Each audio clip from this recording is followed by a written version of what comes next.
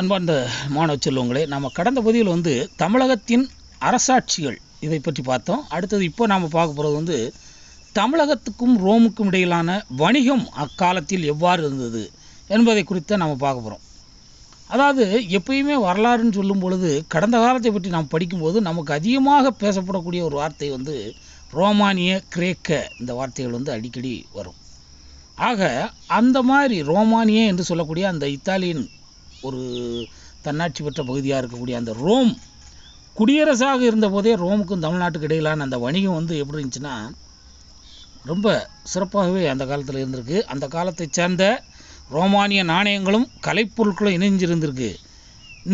அந்த காலத்தில் சொல்லப்பட்ட அந்த இந்தோ ரோமானிய வணிக நிலையம் என்று சொல்லும் அளவுக்கு நம்முடைய வணிகங்கள் நடந்த அந்த புதுச்சேரிக்கு அருகில் உள்ள அரிக்கமேட்டில் நமக்கு இன்றைக்கு என்ன செஞ்சிருக்கு, அந்த ரோமானிய நாணயங்களிலும் கலைப்பொருட்களும் என்ன செய்யப்பட்டிருக்கு, நிறைய அகழ்வாய்வுகளில் கண்டெடுக்கப்பட்டிருக்கு.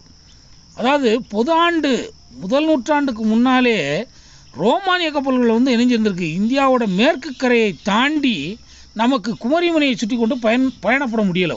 ஆரம்பத்தில் நம்ம இணைஞ்சிருக்காங்கன்னா நம்ம நாட்டில் மேற்கு கடற்கரை, அதாவது அரபிக்கடல் பக்கமே இணைஞ்சிருந்திருக்காங்க. ரோமானியர்கள் தங்களுடைய வணிகத்தை அந்த துறைமுகங்கள் வழியாகவே செஞ்சுட்டு வந்திருந்திருக்காங்க. காரணம் என்னென்னா, நமக்கு இங்கே குமரிமுனையை சுற்றி வரும்பொழுது அதனுடைய நீரோட்டம் மாறும். அந்த காலநிலைக்கு ஏற்றவாறு அவர்கள் பயணப்பட கொஞ்சம் முடியாமல் இருந்திருக்கு. அந்த கால வசதி வாய்ப்புகள் கம்மி. அப்போ மேற்கு கரையை தாண்டி குமரிமுனையை சுற்றிக்கிட்டு பயணப்பட முடியல. அதனால் மேற்கு கரையில் இருந்த துறைமுகங்கள் தான் இந்த வணிகத்தில் ஈடுபட்ட ஒரு முக்கியமான துறைமுகங்களாக இருந்திருக்கு. அதாவது மேற்கு கரையில் இருந்த ரோமானிய வணிகர்கள் இணைஞ்சிருக்காங்க. அதுக்கப்புறம் அந்த பொருட்களை நிலை வழியே இணைஞ்சிருக்காங்கன்னா அதாவது தலைச்சுமையாவோ அல்லது ஒரு கழுதைகள் மூலமாகவோ அல்லது கோவேறு கழுதைகள் மூலமாகவோ இணைஞ்சிருக்கலாம். அவங்க அதை எடுத்துகிட்டு பாலக்காடு கணவாய் வழியாக கடந்து கிழக்கே உள்ள உற்பத்தி மையங்களுக்கெல்லாம் அவங்க வந்திருந்திருக்காங்க. அதுவும் குறிப்பாக இன்றைக்கு ஈரோடு மாவட்டத்தில் இருக்கக்கூடிய கொடுமணல், திருப்பூர் மாவட்டத்தில் இருக்கக்கூடிய படியூர், வேலூர் மாவட்டத்தில் இருக்கக்கூடிய வாணியம்பாடி, இந்த இடங்கள்லாம் ரோம் நாட்டில் அதிக தேவையில் இருந்த ஒரு நவரத்ன கல் என்ன கிடைச்சிருந்துருக்குன்னா கோமேதகம் கிடைச்சிருந்துருக்கு. அந்த சுரங்கங்களும் இருந்திருக்கு. அதனால் என்ன செஞ்சுருக்காங்கன்னா அவங்க இந்த ஊர்களை நோக்கி என்ன செஞ்சுருக்காங்க, பயணப்பட்டிருந்திருக்காங்க. அதுக்கப்புறம் ஈரோடு அருகையில் உள்ள சென்னிமலை, இன்றைக்கு சென்னிமலை போர்வைன்னா ரொம்ப ஃபேமஸ். அது மாதிரி அன்றைக்கு என்ன செய்யப்படுந்திருக்குன்னா அங்கே இரும்பும் எக்கும் என்ன செய்யப்படுந்திருக்கு, ரோம் வரைக்கும் இங்கேருந்து ஏற்றுமதி செய்யப்படுந்திருக்கு. அப்போ அவங்க தங்களுடைய பொருட்களை இங்கே கொடுத்துட்டு அவங்களுக்கு தேவையான பொருட்களை இங்கேருந்து கொண்டு போயிருந்திருக்காங்க. இதெல்லாம் அந்த உருக்காலை மற்றும் உருக்கு எச்சங்கள்லாம் இங்கே நடந்த அகழ்வாய்வுகளெல்லாம் கண்டெடுக்கப்பட்டிருக்கு. இதனால தான் முற்பட்ட காலத்திய அந்த ரோமானிய நாணயங்கள் அந்த கொங்கு மண்டலம் என்று சொல்லக்கூடிய கோயம்புத்தூர், ஈரோடு, சேலம், கரூர் போன்ற மாவட்டங்களில் ஓரளவு அதிகமாகவே இன்றைக்கு கிடைச்சிக்கிட்டு இருக்குது. அது மாதிரி காலம் மாறினது, காலம் கடந்தது.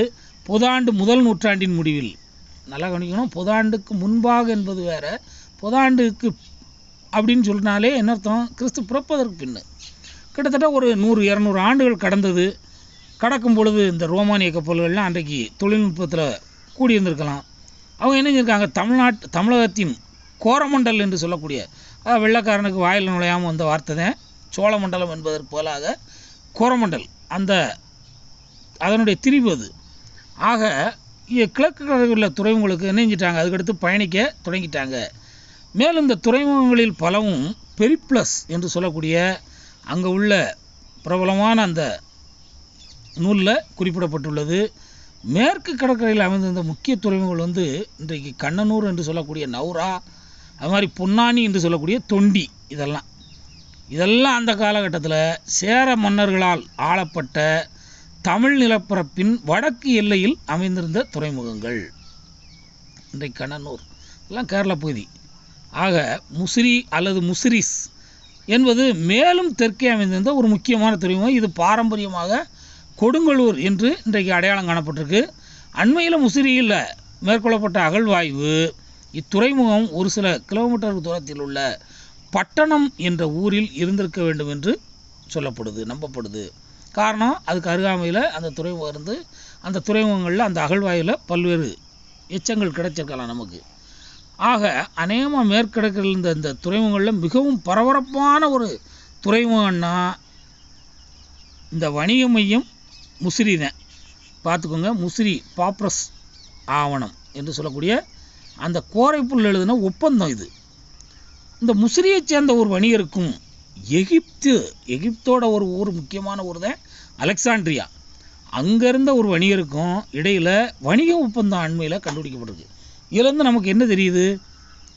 ஒரு நாடு மற்றொரு நாடும் கூட வணிகத்தில் ஈடுபட்டதோடு தனி வணிகர்களும் இணைஞ்சிருந்திருக்காங்க. அந்த காலத்தில் ஒரு பகுதியிலேருந்து இன்னொரு பகுதிக்கு போய் இணைஞ்சிருந்திருக்காங்க, வணிகத்தை மேற்கொண்டிருக்காங்க. அதுக்கு உதாரணமாக இணைஞ்சிருந்திருக்கு அந்த காலத்தில் கோரைப்புல் தாளில் எழுதப்பட்ட அந்த ஒப்பந்தம் தனி வணிகர்களாலும் கூட பெருமளவிலான சரக்குகள் கப்பலில் கொண்டு செல்லப்பட்டதை நமக்கு சுட்டி காட்டுது.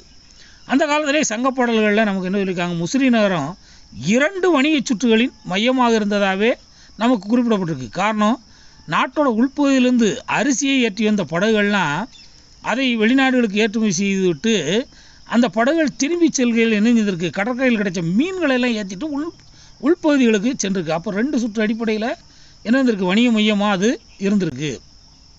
இது அடிப்படையிலான நுகர்வுப் பொருட்களின் வணிகத்தில் பண்டமாற்று முறை பின்பற்றப்பட்டதை நமக்கு சுட்டுகிறது. அதே நேரத்தில் சந்தைக்கு கொண்டு வரப்பட்ட கருமிளகு மூட்டைகள் கப்பலில் வந்த தங்கத்திற்கு பண்டமாற்று செய்யக்கொள்ளப்பட்டு பின் அத்தங்கம் படகுகளில் கடற்கரைக்கு கொண்டு செல்லப்பட்டதற்கு. இப்போ எந்த அளவுக்கு நம்ம பாருங்கள், எல்லாம் கொஞ்சம் ஓவராகத்தான் தெரியுது. தங்கத்தோட பெருமையை அந்த காலத்திலே நாம் தெரிஞ்சு வச்சுருந்துருக்கோம். அதன் காரணமாக இணைஞ்சிருக்கோம். அவன்கிட்டருந்து விவரம் தெரியாமல் அவன் இணைஞ்சிருக்கான். தங்கத்தை கொடுத்து நம்மளுடைய கருமிளகு மூட்டைகளை கொண்டு போயிருந்திருக்கான்னா யோசிச்சு பார்த்துக்கணும். அடுத்தது, இந்தியாவிலேருந்து ரோமுக்கு சென்ற கப்பல்கள் மிளகு, அதிக அளவிலான முத்துக்கள், பாண்டி நாட்டில் கிடைத்த முத்துக்கள், அது மாதிரி தந்தம், பட்டுத்துணி, செல்வமிக்க ரோமானியர்களிடையே அந்த காலத்திலே இன்றைக்கி செண்டடிக்கிற மாதிரி அவன் தனி பயன்பாட்டுக்கான மிகுதியாக தேவைப்பட்ட ஒரு வகை நறுமண தைலமான கங்கை பகுதியிலிருந்து தெரிவிக்கப்பட்ட விளாமிச்சை வேர்த்தைலம், அது மாதிரி இலவங்கம் பட்டை, மர இலையான தாளிசபத்திரி என்னும் நறுமணப் பொருள், அது மாதிரி நீலக்கல், கோமேதகம், வைரம், ஆமை ஓடு ஆகியவற்றையெல்லாம் சுமந்து சேர்ந்துருக்கு. இந்த ஆமை ஓடெல்லாம் நம்ம மலையாக்கு பக்கத்தில் இருக்கக்கூடிய ஒரு தீவிலிருந்து தருவித்து தான் நாம் இணைஞ்சிருந்திருக்கோம், இதை ஏற்றுமதி பண்ணியிருந்திருக்கோம். ஆக இந்த ரோமானிய கப்பல்கள் சோழமண்டல கடற்கரையோட வணிகத்தை தொடங்கியதும் இந்த பகுதியின் நேர்த்தியான பருத்தி துணிகள் கூட ஒரு கட்டத்தில் இணைஞ்சதுக்கு முக்கியமான ஏற்றுமதி பண்டமாக இருந்திருக்கு. அது மாதிரி ரோமிலிருந்து இறக்குமதி செய்யப்பட்ட முக்கியமான பொருட்கள் என்னென்னா நாணயங்கள், நாணய புழக்கம் அந்த காலத்திலே அவங்ககிட்ட இருந்திருக்கு. அது மாதிரி புஷ்பராகக்கல், அஞ்சனம்னா என்னென்னு பார்த்தேன் கோவிலில் போய். அஞ்சனம் என்பது என்ன? கண்மை, கருப்பு மை தான். அது மாதிரி பவளம், இதெல்லாம் நவரத்னத்தில் ஒன்று. அது மாதிரி கச்சா கண்ணாடி தயாரிப்பதற்கான ஒரு மூலப்பொருள். அது மாதிரி தாமிரம், தகரம், ஈயம், மது வகைகள். நம்மளை அடிமைப்படுத்தியதே இந்த மது வகைகள் தான்.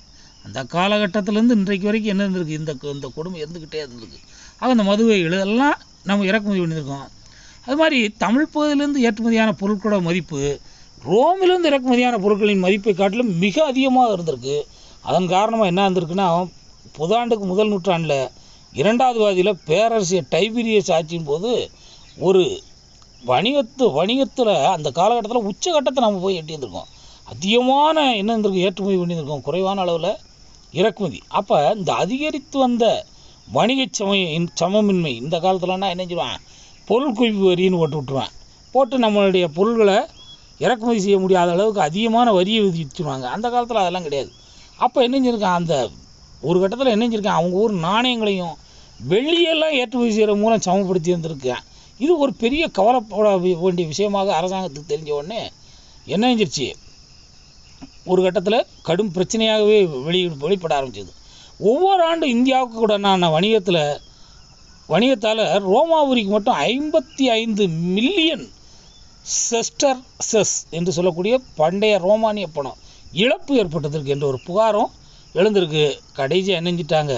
பேரரசர் வெஸ்பேசியன் ரோம் நாட்டு செல்வ வகுப்பினரின் ஆடம்ப பொருள் நுகர்வை இணைஞ்சிருக்காரு, தடை வச்சே இணைஞ்சிருக்காரு, சட்டம் இயற்றி இருந்திருக்காரு. அந்த அளவுக்கு அவங்க இணைஞ்சிருக்காங்க. அவங்க நாட்டு பணத்தை பூரா நம்மகிட்ட கொட்டிக்கிட்டு இருந்திருக்காங்க. அப்புறம் என்ன, இறக்குமதி எல்லாம் இணைஞ்சிருக்கு. ஒரு குறைந்த அளவில் அவங்க பண்ணியிருந்திருக்காங்க. அதாவது குறைந்த மதிப்புடைய பருத்தி துணி, மிளகு போன்றவற்றை மட்டுமே இறக்குமதி செஞ்சுருக்காங்க. தேவையில்லாத விலை உயர்ந்த ஆபரண கற்களையும் அது மாதிரி அந்த வாசனை தைலங்கள்லாம் இறக்குமதி செய்ய முடியாத ஒரு சூழ்நிலைக்கு உருவாக்கிட்டாங்க. இதில் இன்னொரு காமெடி என்ன, நம்மளும் ரோமோட வணிகம் இருந்திருக்கோம். அது மாதிரி சைனாக்காரனும் என்ன செஞ்சிருக்காங்க, அந்த காலத்திலே ரோமோட இணைஞ்சிருக்காங்க, வர்த்தகம் புரிந்திருக்காங்க. அவங்களுக்கு பாரம்பரிய தரைவழிப்பாதை தான் அது. அது எங்கே பண்ணியிருக்குன்னா, நம்முடைய காஷ்மீரின் காரகோரம் மலைத்தொடர் அதன் வழியே போய் என்ன செய்வோம், அரபு நாட்டுகளின் வழியே போய் அங்கே இணைஞ்சிடும், ஐரோப்பா பகுதிக்கு போகிறோம். அது வந்து நேரடியாக மூக்க தொடுற மாதிரி. ஆனால் அவன் இணைஞ்சிருந்துங்க அந்த காலத்தில் ஒரு கட்டத்தில் பெரிய ஆபத்தான பாதை அது. போகிற வழிகளில் கடுமையான வழிப்பறி கடுமையாக நடந்துருந்துருக்கு.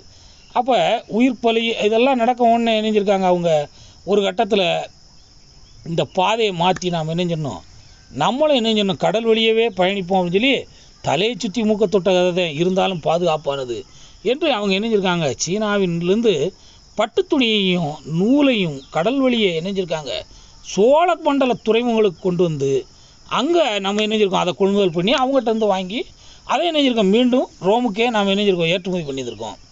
ஆக தென்கிழக்கு ஆசிய நாடுகள் தூரகிழக்கு ஆசிய நாடுகளுடனான தமிழ் பகுதியின் வணிக உறவுகள் வந்து அந்த தகவல்கள்லாம் நமக்கு ரொம்ப சொற்பமாக தான் கிடைச்சிருக்கு.